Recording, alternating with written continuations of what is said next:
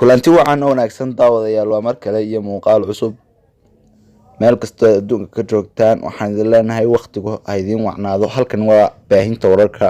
daawada maxaa ka jiray Madar iyo Dayax ay ku soo noqdeen kooxda Hope Films waa kooxdoodii hore. haddaba daawada inta aynaan barnaamijka dhammaystirin ama aynaan u gudagelin waxaan kaa codsanaa inaad channelka subscribe saartid, sidoo kale videoga like saartid. daawada berihii u dambeeyay waxaa social media la isla dhexmarayay inay kooxda ku soo noqdeen Madar iyo Dayax, taasoo lagu soo dhaweyn doono maalin dhow.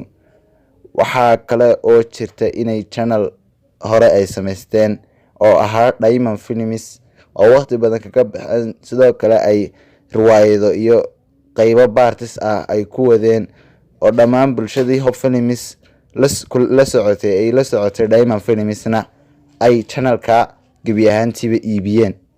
haddaba daawada labadan jilaa waa Madar iyo Dayax ayaa ah laba aan waxaan ahayn iska dhiga amaba iskala weyn aktarada kale ama wajilayaasha kale ee dhammaan kooxaha kale u jira.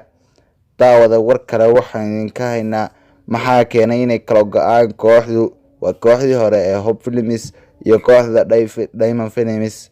waxaa ku jira maskaxda labada nin, waana guri barwaaqo oo ku dhiirigelinayay inay channel kale samaystaan.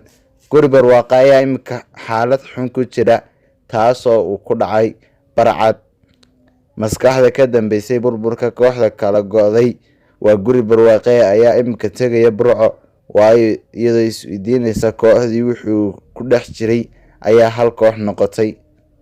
daawada ha noqon mangaab commentiga ka soo caytama oo wuxuu doono iska soo yidhaa oo afka furta, balse dhugo hadalka sheergare oo la wadaaga asxaabta kale.